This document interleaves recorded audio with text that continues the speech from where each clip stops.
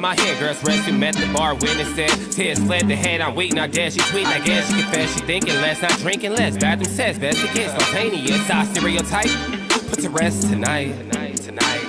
Imagine, believe, and achieve, it works. Skyline as I rise like fireworks. Smell through the bag, don't touch my perk. Yo, hey everybody, and welcome to this edition of After the Storm, your Oklahoma City Thunder post-game analysis live stream. Actually, what it is today is our Thunder Grizzlies playoff preview. Hotspot, what's going on? Yes, I am too, brother. Looking forward to this.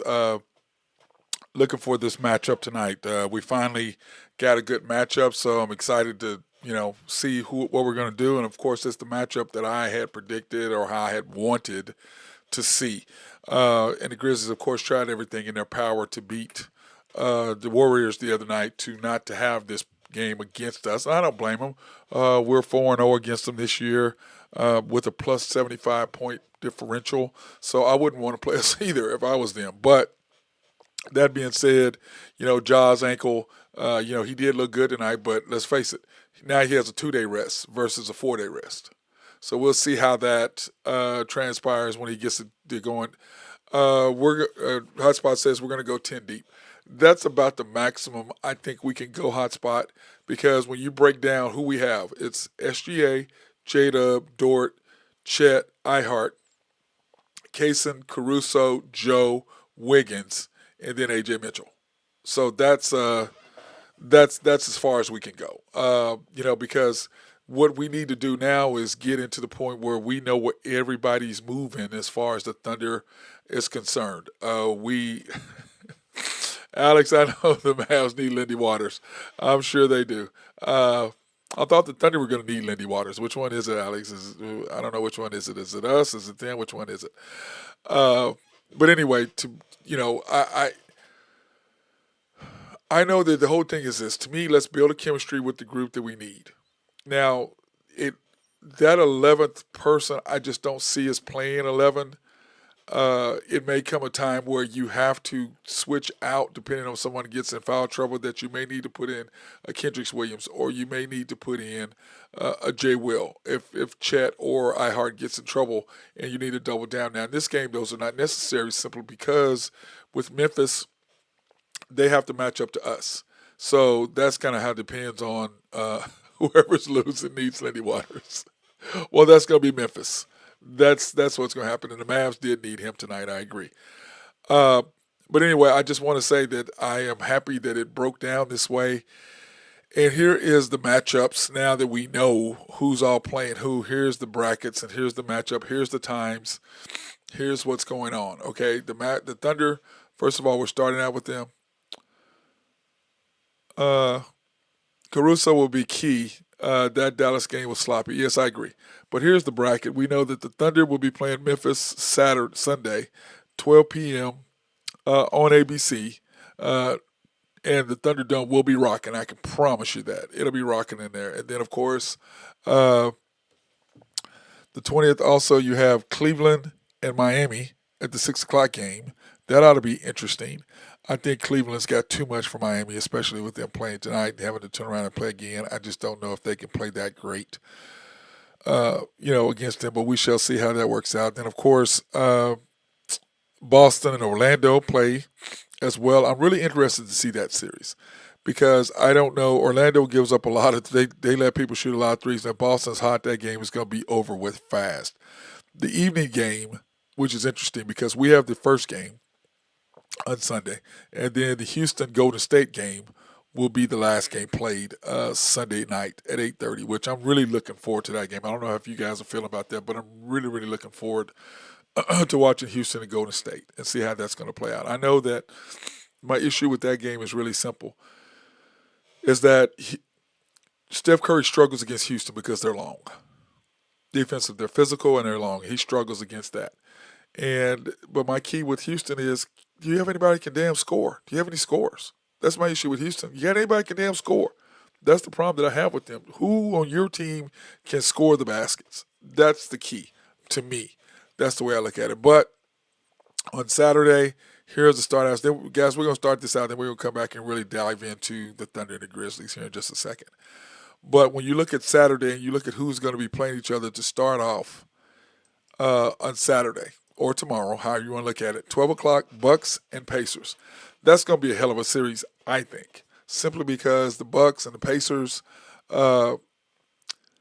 they have got Dame cleared to play. I don't know if he's going to play tomorrow, but I know that they may not need him one. But I think to get past the Pacers, they're going to need him.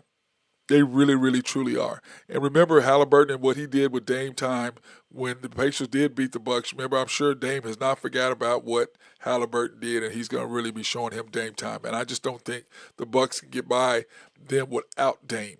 Now, Giannis has been point center, whatever he's been doing, which has just been crazy. What he's done for them this year, 100%. But I just don't think they can get by the Pacers with just Giannis. I think Dame is going to have to step up in that series.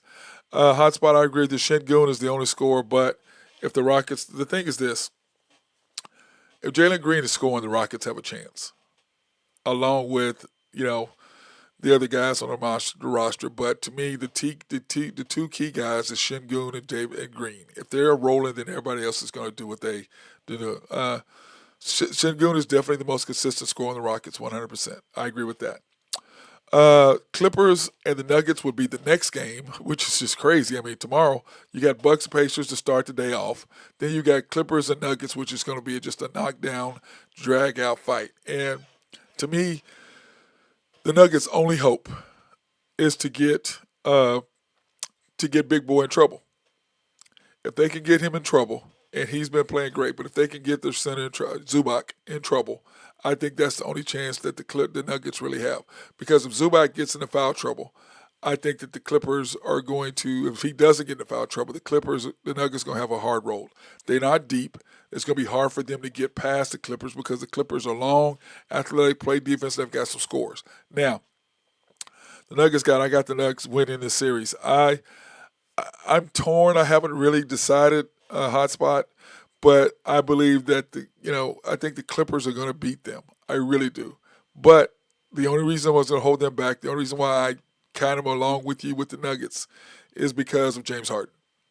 Is James Harden going to be the James Harden we always know, or is he going to be the James Harden that helped the Thunder get to the NBA Finals against the San Antonio Spurs? And some of y'all probably don't remember that, but I do remember when James Harden just went off on them and allowed us Thunder to get to the playoff, to the finals. So if he's James Harden, that's it. But my thing with the Nuggets is, hotspot, they're not deep. They're 7 deep max.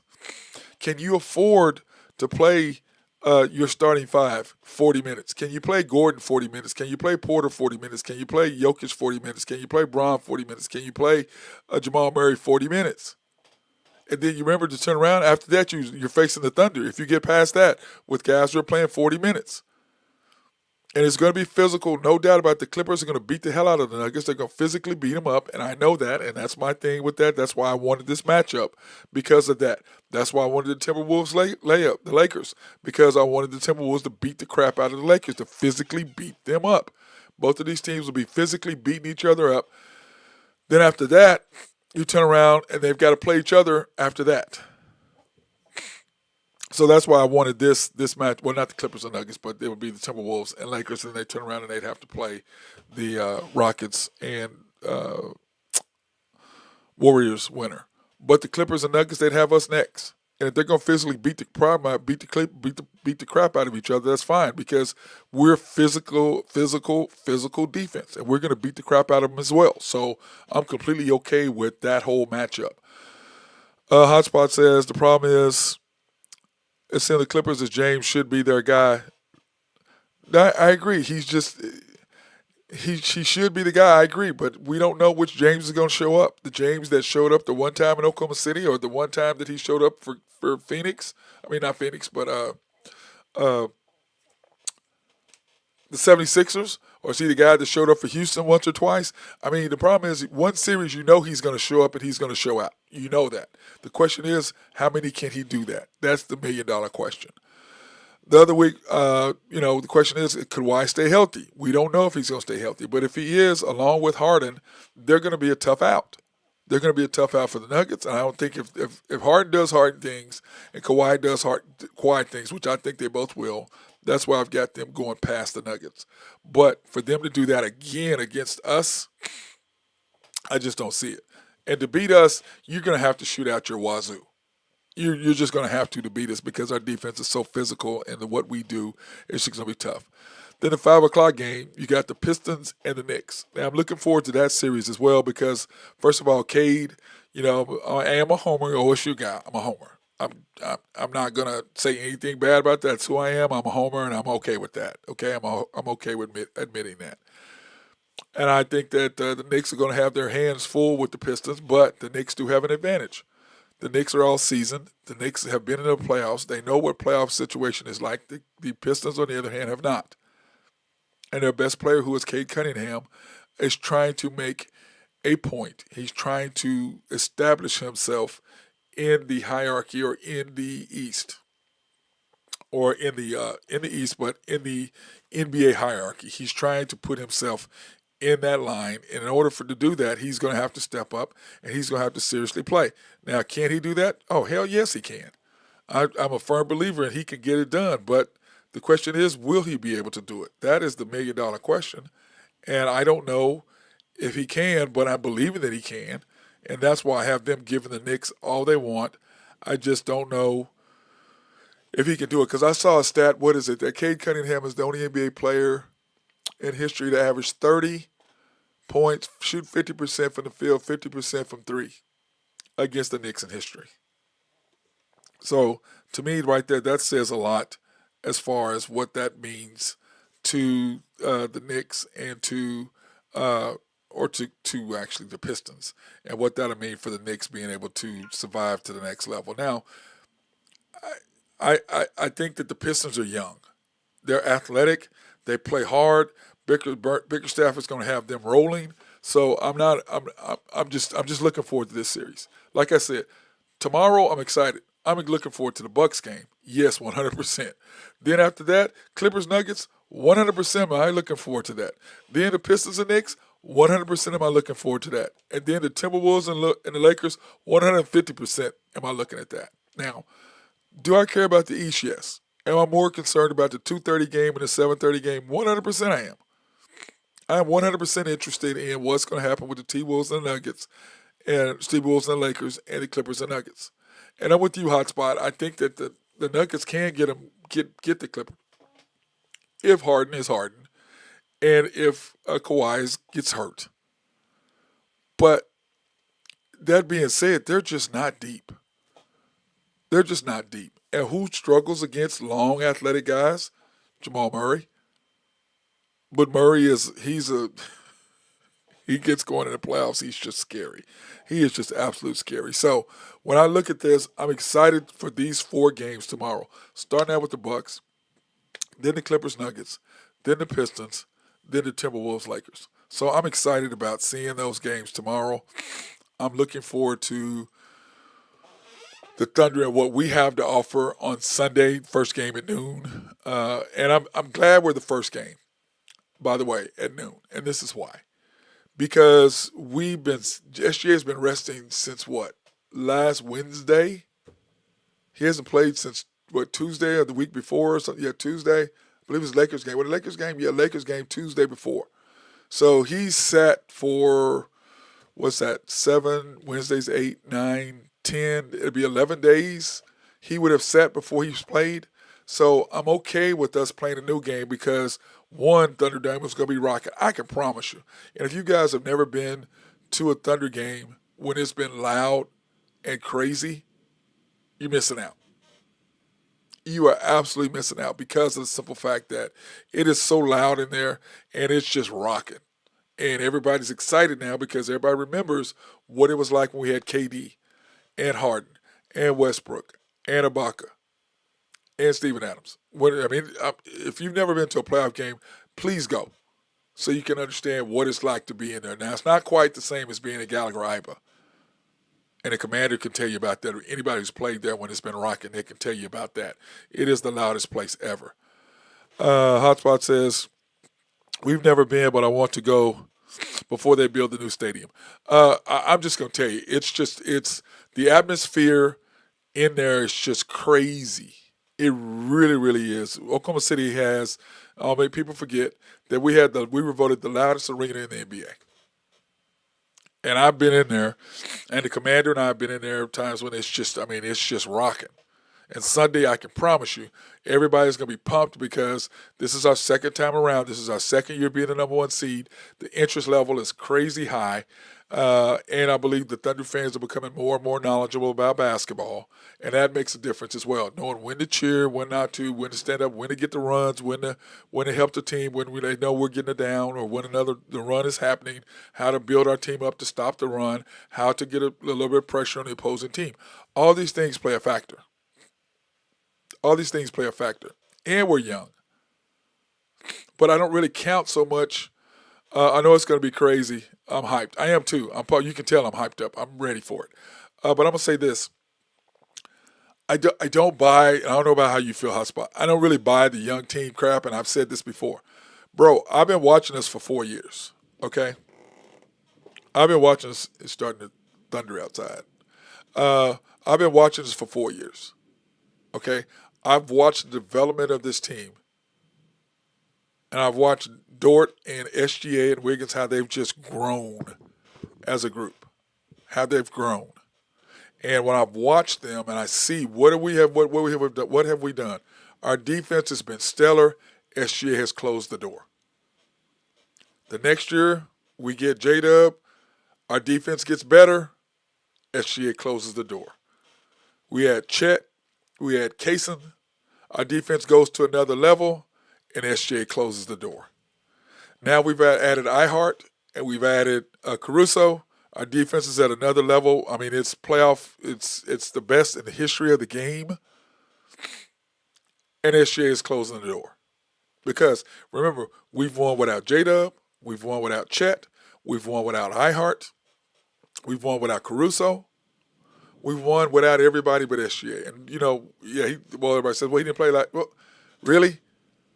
The Suns, the Jazz, and the Pelicans, you're going to count that? I'm talking about we beat the Cavaliers without them. We beat the Celtics without those guys. We beat Denver without them. So we've won games without our players. Now we're fully at full strength now. The first time since, I think, at the beginning of the year. And I think iHeart was here at the beginning of the year. So now we're full strength. We have SGA. We have J-Dub. We rested Chet, iHeart, Dort, Kaysen, Caruso, Wiggins, Joe, and now AJ's come back. So the question is he's still going to be a little bit, I wish he'd have played more than those couple games, but you can see our second unit is going to be the difference. The start of the second quarter, the start of the fourth quarter are going to be the differences in what we feel like we can, or what I believe we're going to be able to do. To me, that's it. You have the first quarter. Take J-Dub out at the 5-minute mark. Don't hold him to 4 and 3 minutes to play him with SGA minutes. Get his butt out the game. Get back to your guy where you have SGA, Kaysen, Caruso, since you're playing Dort more, even though I don't really like Dort with that group, but he does. And then Chet or iHeart, whichever one, and finish with Chet. Then you come out the second quarter, and you have AJ, you have J-Dub, you have AJ because AJ is your ball handler. Then you have Kaysen or Caruso, either one, I don't care. And then you have, it's getting crazy out there. And then you have Chet and you have Wiggins. Okay, so that's your group that you have out there to start the second quarter. Now, what has been the problem before is when you have J-Dub, Kaysen, Caruso, Wiggins, and Chet, you have no ball handler. You have no one to facilitate the offense. And I've said before, we have one playmaker, we have guys who make plays. Now, our other playmaker, if you want to call him that, hotspot, is AJ. Okay? AJ is the guy who facilitates and gets the offense running, which is what we've missed while he's been gone in that second and fourth quarter, when teams catch up and they make runs at us. And when we've lost games, it's been in the second and fourth quarter to start up. Now, my other question or my other comment is, number one, at 6:47 or 6:11 or whatever that mark is, when there's a timeout, don't wait till the ball gets in play to put SGA in the game. Why is that? Because if there's no stoppage of time and the clock is running, you have to waste a timeout. That's something we're going to need later on in the game. You can't waste timeouts. Number 2, fourth quarter, same thing. Bring SJ in, take J-Dub out, fourth quarter. Give him 2 or 3 minutes out, bring him back in. Let us make our run that we always make with him on the bench. I can promise you, if you do those things, the Thunder will win, without question, okay? Hotspot says Sunday I have us winning 111-106. I think it'll be more than that. I think we're going to score a bunch of points. 1, because we're going to be fired up. 2, the crowd's going to be going crazy. 3, the guys are going to be itching. I think we're going to start out maybe a little bit slow. But once again, if SGA starts out, and like I said, if he comes out and he's ready to go at the beginning, our team does this. They exhale. Big boys rolling. Let's go. And then they don't have to feel like they've got to be playmakers. They can just make plays. And when our team is just making plays and not trying to be playmakers, we're going to be undefeated. We're going to be hard to beat. Okay, let's take this opportunity to thank our sponsors. I'm gonna get off this thing pretty quickly because it's starting to thunder out there, and I don't want something to happen to the equipment while we're doing this. I want to thank SRB. If you have needs for engineering, surveying, or planning, hit our guys up. They love to take care of you. If you have a water treatment plant in your city or county, these guys can make sure that you have clean drinking water. Oak Grove Trucking, if you have needs for dirt, rock, or sand to be moved, hit my guys up over there. And also, if you are remodeling a house and you need some stuff hauled off to the dump, call these guys up. They will take care of you, I promise. And, of course, YNB, family owned and operated since 1912. They are the bank that makes things happen. They're an equal housing lender, a member of the FDIC, proud sponsor for us to go out and support women, minority, and black-owned businesses in the Oklahoma City area. You can pre-qualify online at www.ynbok.com. That's www.ynbok.com. Or you can go to one of their 5 locations, the main bank at 401 M, 66 steps from historic downtown Yukon, Oklahoma. YB Eastwood is off the Parkway in 66 or 39th, US 66 or 39th Expressway. YB Mustang, 218 North Mustang Road. YB Parkway, which is off Garthbrooks and I-40, just south of I-40. Cannot miss it. Right there in front of the bank. And then, of course, YB Peoples, located in Bethany on 23rd between Rockwell and MacArthur. And then, of course, the House of Creed, handcrafted since 1760. This stuff smells so good. I was talking to Cece, one of our ladies, our security officer. She has that Aventus female perfume. And she goes, yeah, I washed my clothes the other day. I'll put it on. You can still smell it. I'm telling you, that stuff is just, it smells so good. It really is.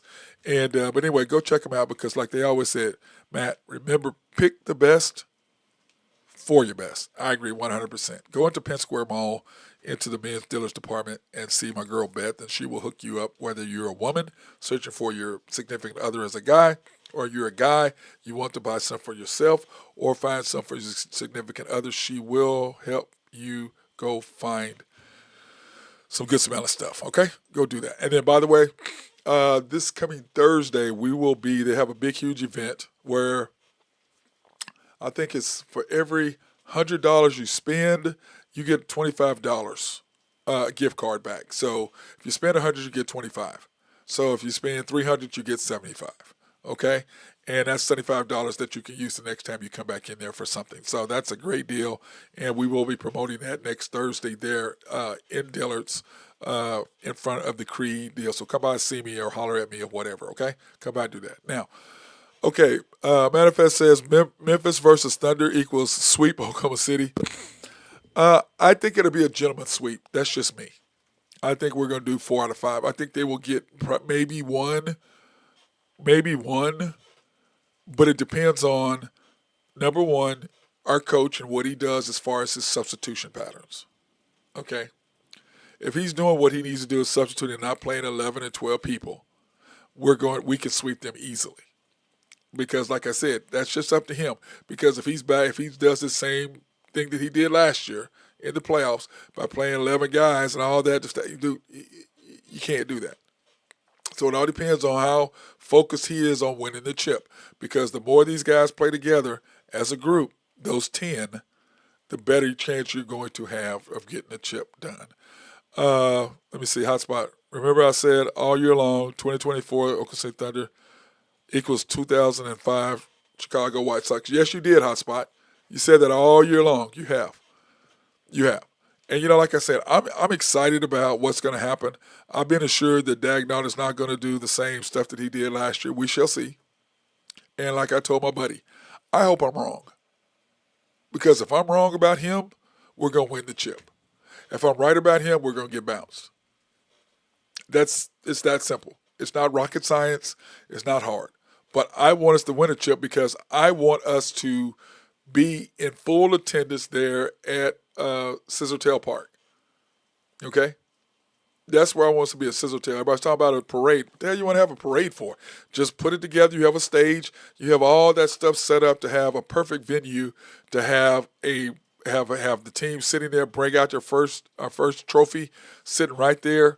Man, great venue, great layout. Why would you do that? Why go through a parade and all? I mean, just do that. I just think so. Let me see. Manifest says, this is the best that I've seen the Grizzlies play in a long time, but our history precedes us. Plus, we got to be ready for a revenge on last year's debacle. That would have been the Mavs, yes. 100%. I agree with that. It's time, my thing is this. Stephen A. Smith said, I'm a huge Presti fan to a certain extent. It bothers me some of the stuff he does, but for the most part, I'm a huge Presti fan. I believe that Stephen A. Smith is wrong, that Sam Presti is more interested in the Thunder being relevant every year than the Thunder winning the chip. And I disagree with him because, as I said 3 years ago, we were missing three things: outside shooting, perimeter defense, and inside presence. He fixed that last year with Cason Wallace and adding Chip, the shooting coach. We fixed the outside shooting and perimeter defense because our perimeter defense is already good with SGA, with J-Dub getting better, with Dort, Wiggins, and Caruso and Cason. So our perimeter defense was good, but we were lacking on the inside because we were 30th in points in the paint. Okay, and then you bring in iHeart to shore up that aspect of it, and then you bring in Caruso to even make our perimeter defense even crazier. And then when you go back and you look at these numbers, and the thing I wish I hadn't have done, guys, and I did do this. I really wish I hadn't have done this, but I went ahead and I put in the numbers those last three games, okay, to finish out the season for the season stats. I wish I had not have done that because an offensive rebounds were 23rd. Before those last games, we was 19th. We had moved from 30th last year to 19th. Okay? Though that I wish I hadn't done that because that just goes to show you what Presti did by the addition of iHeart, what that meant with Chet and him playing. Then we went from blocks. We're now second. We were 4th or 5th while Chet was out. Chet came back, and I said when Chet gets back, we're going to drop back in. And we were number 1 when he went out. And now we're number 2 in blocks. That's defending the paint. Okay? Once again, inside presence. Inside presence matters. Outside shooting, what? Perimeter defense and outside shooting. For us, we're 7th and 6th in field goal percentage and three-point percentage as far as shooting outside. We're 1st in field goal percentage, 2nd in three-point percentage. Pips, points in the paint, we're 1st. So what that means? We defend the paint, and then we're ridiculous on the perimeter, our perimeter defense. And then our perimeter shooting is 7th and 6th, which is getting better. And when you go back and you look at Cason's stats and you look at Caruso's stats, where they started compared to where they are, it's ridiculous. And then turnovers, okay, we're number 1 in taking care of the ball at 11.5 turnovers a game for us. We're number 1 in turning the opposing team over 16.9. We're number 1 in steals. And the thing I don't have on here, we're number 1 in deflections. I don't have that on here. We're number 1 in deflections. We're number 1 in turnovers as far as not letting the opposing team score on us in turnovers. So if we turn the ball over, we lead the league in not giving up transitional points. We lead the league in not giving up long. We shoot a long 3. They get there, they come in transition, try to get points. We lead the league in transitional points, not giving up transitional points. We lead the league in getting their hands on the balls, like I said. We're number 2 in second quarter scoring, and we're number 2 as far as shutting other people down in the fourth quarter at the end of games. That's what that means. This is why the Thunder have 68 wins. This is why the Thunder have a 12.9 team differential. All these things are the reason why the Thunder are who they are when it comes to what we're doing. Let me see. Do I have that on here? Yes. Okay. Yeah, I do. Here it is right here.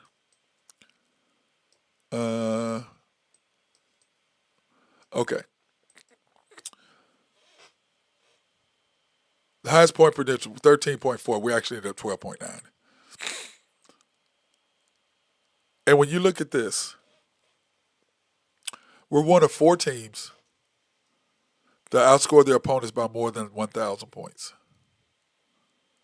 And remember, SGA did not play in the fourth quarter in 15 of our 68 wins. Is that crazy? He did not play in the fourth quarter in 15 games, and he still led the league in scoring. Did not play 15 games. And when you look at these other 4 teams, these other 3 teams, the 70-71 Bucks were headed by Lou Alcindor, won the chip. The Lakers 71-72 with the addition of the Big Dipper, Will Chamberlain, along with Jerry West, Kiel Goodrich, won the chip. The Bulls in 95-96 won the chip. Now, when you look at the highest point for differential of the rest of the teams, to add in that, the Golden State Warriors 2016-2017, 11.6, they won the chip. Who I don't have in here is last year's winners, which is the Boston Celtics, 11.4, I believe is what they were. And they won the chip. So every one of these who had the highest point prudential, 11 points or better, have all won the chip. 2023-24 Boston Celtics, the 2016-17 Golden State Warriors with Kevin Durant after he left us, the 95-96 Bulls, the 71-72 Lakers with Wilt Chamberlain, of course, and then the Bucks with Lou Alcindor. And then here's the Thunder. Here's the Thunder. That's crazy, guys. That's crazy, okay? So, but it all comes down to what? It all comes down to what our coach is willing to do, and if he's willing to say, okay, this is the playoffs, not the regular season. That's what it comes down to, okay? Because you get less possessions in the playoffs than you do during the season, okay? So if you play the wrong lineups in the first and second quarter, what does that mean? That means you're giving away possessions. You're taking possessions away from you that you're already getting less possessions than you do during the season. And then you're giving the other team 2 to 3 more possessions because of who you have on the court, because of your lineups. And Dagnall's weaknesses are what? He's a minutes manager, which causes him to screw up lineups and flow of the game. That's his issue. If he changes that by making the little changes that I said, take J-Dub out at the 5-minute mark in the first quarter, you got your group in there, you make your run with SGA, Wiggins, Caruso, Kaysen, and either iHeart or Chet, whichever one. If you take Chet out first, have iHeart in, you take iHeart out, bring Chet in, you run Chet down, bring iHeart back in to close out the quarter, and then you put SGA or Chet for the second quarter. And then the second quarter you come out, you have J-Dub, you have A.J. Mitchell because you don't have a playmaker. He's your playmaker to get your offense. Not your playmaker, but your guy who's going to get you an offense. He can handle the ball. He's your ball handler. Then you have Caruso, you have Wiggins, and you have Chet. Now you've got a guy who can put these guys into position to score. You ain't got to worry about them taking care of the ball because J-Dub can't handle the ball. Kaysen can't handle the ball. Caruso can't handle the ball. Wiggins can't handle the ball. Chet can't handle the ball. So you give A.J. Mitchell the chance to make all that happen, which takes us to another level. Then at the 6:47 mark or 6:11 or whatever it is when you get that TV timeout, instead of waiting until the ball comes in, then bringing SGA off the bench and wasting minutes, you take J-Dub out, you put SGA in, and you're running for those 2 to 3 minutes, bring J-Dub back in the game at the 3-minute mark or whatever, and you let him finish out the quarter. In the fourth quarter, you do the exact same thing. Instead of what he does now is that with that mark, he waits. As soon as the ball is made in play, he pulls SJ off the bench. Now, if there's a quick foul, or if there's a quick change, if there's a quick ball out of bounds, a quick change of possession, whatever, he brings SJ back in. If not, he has to call a timeout. So let's say that he does that in the second quarter. He has to call a timeout. That's a waste of timeout that you're going to need later. Here's the fourth quarter. You do the same thing. You got to call a timeout to get him on the court. What does that mean? That's another waste of timeout. That's 2 timeouts you wasted instead of taking advantage of the TV timeout and putting J-Dub on the bench. Okay? Let me see. Zella says 3-point defense, I believe, will be the key with either the Lakers and Celtics. That's their strength. I agree 100%. I agree 100%. But this is the thing. This is the deal about the league. If somebody gets hot, don't matter what defense you got, okay? I'm just going to tell you that, okay? Because I teach my kids in my academy how to shoot with their eyes closed. And the reason why I do that is once they get to the point where they have good rhythm, I teach them how to close their eyes, because if somebody puts the hand in their face, once I get a look at the basket, then after that, it's just about mechanics. So it's not so much as that. Remember in the first Laker game when they beat us, number one, we were not engaged. Okay, they hit us with a left, they hit us with a right, they hit us with an uppercut. We were not ready to play at all. Then they weren't going to play everybody the second game. That's what we all heard. They started everybody. And what happened? SGA immediately came out and hit the first basket. Then here comes Dort. Then here comes Jada. Then it just went on a run after that. Why? Because we were fully engaged. So I agree that let me see. Manifest says a head coach is not going to play AJ in the playoffs, maybe in garbage. They seem reluctant to playing him in those last. Well, I agree they were worried about him getting hurt. I agree with the Manifest. But my thing is this: AJ has to play because we don't have a ball handler with that second and that fourth quarter with that group with Jada, Kaysen, Caruso, Wiggins, and Chet. None of them can handle the ball. That's why we get in trouble in those quarters, second and fourth quarters, was because because you have no ball handler. And the whole thing is, it's not going to hurt you as bad against Memphis as it's going to hurt you against the Cavaliers. I mean, not the Cavaliers, but against the Clippers or against the Nuggets or against the Lakers. Not necessarily the Lakers because they don't really have ball handlers, but they are defense. But it's going to hurt you against that group, those teams, and also Golden State. So the next 4 guys, the next 4 teams that we have to play after this, those games is going to hurt you. So you have to have him in there because he does what?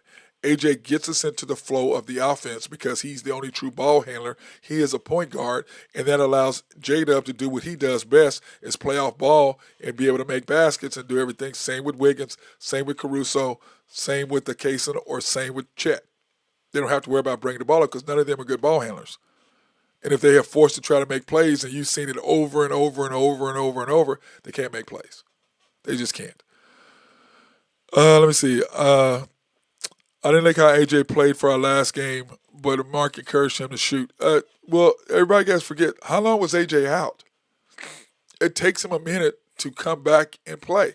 So that's why I wanted him to get in these last couple games. And that's why I wanted Memphis this first series, because it will allow him to get into a flow of the game. It allows him to get back into the flow of the team flow with that group, because of the simple fact he'll get a chance to play more.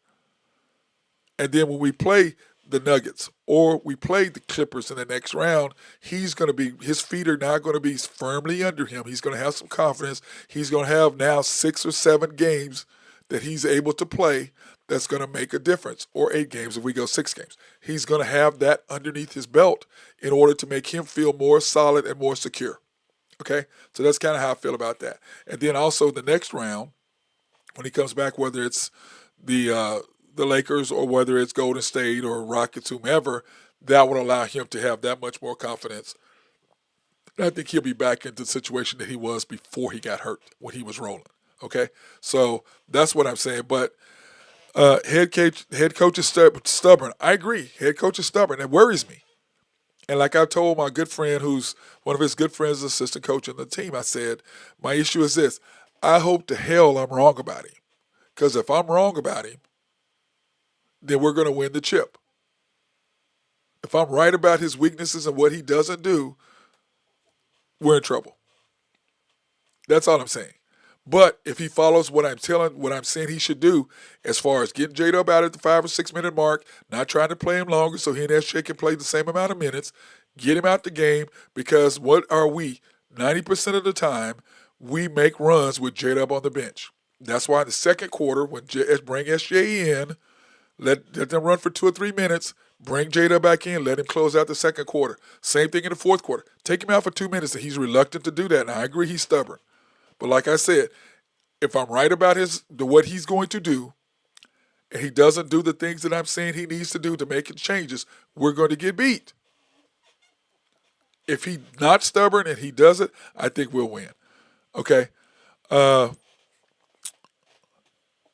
Yeah, we were not engaged against the Lakers that first game. I was at the game. Dude, we weren't engaged, bro. Not even close. We were not engaged in that game. And they put their foot all up in us, and we never recovered. We just didn't. Okay? And to me, that makes all the difference in what to expect from our team. And I think that I want SGA to come out, and I want SGA to be aggressive right from the beginning. Because why? When SGA comes and starts going out, he's aggressive right from the beginning, starts scoring. The first 4, 5, 6 points, he scores 4 or 6, or 6 out of 9, 6 out of 10, or 6 out of 8, whatever it is. Then everybody else takes a deep breath, relax, and then all of a sudden Dort. Now I'm going to say this. If Isaiah Joe is knocking down threes and Dort is knocking down threes, we're going to be hard to beat. Because Isaiah Joe, when he hurts us defensively, when he's knocking down threes, it spreads the floor. It doesn't allow them to double team SJ as much, because once the ball goes boom, boom to him, and he knocks down that three, it puts the pressure. They have to come out of that zone, or have to come out of the double team against SGA. But also SGA can break the double team anytime he wants. And you've seen him break the double team. It's not hard to break a double team. I teach it to my kids. It's really easy to break a double team. It's not hard. But what it is it's exhausting is what it is. Because you have to make those moves and you have to go hard every single time, 3 or 4 times in a row. That takes so much energy out of you to be able to do that. That's why he's like, okay, pass the ball. Now, when we had Josh, when we started this run 4 years ago, whenever they would double team SGA, he had Josh would make him pay. 4-on-3, Josh is going to either shoot a teardrop, shoot a floater, or hit somebody wide open for a shot. We were killing them. They couldn't press us. They couldn't trap SGA because Josh. Now the problem is we have iHeart, that's the person, and he can do it, but it's a little bit more cumbersome for him, but he's pretty good enough to do that. J-Dub can't do it. Kaysen can't do it. Caruso can a little bit. He's a lot smarter. So you've got iHeart and you've got Caruso, the only guys who can really do it. Chet can't make that play. J-Dub can't make that play. Kaysen can't really make that play. So none of those guys can be able to make that play that Josh was making. iHeart, yes, he's manageable. So is Caruso is manageable, but we don't really have that ability to do that. Now, AJ can make that happen. Now, when we get Topic, and they try to do that with Topic, it's over. Because you have SGA, Topic, J-Dub, Chet, and Dort. Then with Topic catching that ball right there, it's over. Because he's better than Josh. And if he's 90%, I've said this, if he's 90% of what he was, when he catches that ball, he's going to make them pay, whoever that is. Whomever that is, Topic is going to make them play when they double team us. He's going to make them pay. And then we're going to be ridiculous after that. Let me see. Hotspot says, for some reason, he does not fear the Celtics. The Celtics, I believe, they're not, because of our defense and because of our physicality, I don't know if they can make as many threes as they're going to need to beat us. But once again, if we are engaged and SGA is engaged and we're rolling, okay, I'm not worried about the Celtics. I'm not worried about the Cavaliers. I'm not worried about anybody because our defense and what we bring to the table defensively. And then if SGA is engaged offensively, and then that means Dort is knocking down threes, Chet is knocking down threes, Caruso is knocking down threes, Kaysen is knocking down threes, Isaiah Joe's knocking down threes. J-Dub is knocking down threes because they're all relaxed. I ain't got to try to be a playmaker. I can just make plays. Nobody is going to beat us. I'm telling you, we will win the chip. Let me see. All of these 3 mid-level teams, 4, 5, 6, will be beating the crap out of each other. Yep, that was my prediction. Yep, I agree. The next 2 days are going to be lit. I agree. I can't. Tomorrow I'm so excited. And Sunday I'll be excited too. Plus Brown is not fully healthy and Porzingis is sickly lately. But Porzingis has always been like that. But yeah, Jaylen Brown is hurting. Fortunately, they have an easy game against the Heat. And by the way, congratulations to the Heat being the first 10 seed ever to make the playoffs. How about that? And I was wrong against going against Spoelstra. The hell was I thinking? I wasn't. Going against Spoelstra is just stupid on my part. But let's say congratulations to them and doing what they do. That was fantastic about that. But, hey, that was my bad. I should have known. And you guys should have known, too, to go against Spoelstra. I mean, what the hell were we doing? He's the best coach in the league. Okay? He just is. All right? He just is. And, which can imagine if he was our coach, dude, with all we got, man. Nothing against Dagnall, but he ain't Spoelstra. And he ain't Steve Kerr. Okay? Not yet. Is it possible he could get there? 100%. But he is a nerd, and he is a person that believes in his system, and that's cool. But in the playoffs, it's a different animal. Like I said, you get less possessions, so you can't afford to give away possessions by playing everybody. You just can't. You just can't. And that's the reason why it hurts us against the Mavericks, and it hurts us against Steve Kerr and him, because they know what this guy does, and they know that he's not going to put SJ in there in the second and fourth quarters. And they use that against us every single time to make runs. So. But anyway, guys, hey, I'm going to get off the line here. I've got to be up at 6:30 in the morning. I've got a long day. I'm supposed to be working from 8 in the morning till I got to be there at 7:30. So from 7:30 to 10 o'clock tomorrow night. Yeah. I know y'all feel sorry for me. It's going to be a hellacious day tomorrow. Basketball. But I will have my iPad and I will have the TV, so I'll be able to watch those 4 games, and I just can't wait starting at noon. I really can't. Especially I'll be chomping at the bit since I'm going to be there. The first game's at 9, and the last game starts at 9. So, yeah, it's going to be a long day for me. So, that being said, the Hotspot, peace out to you. Everybody else, peace out. Have a good night. Get some rest, and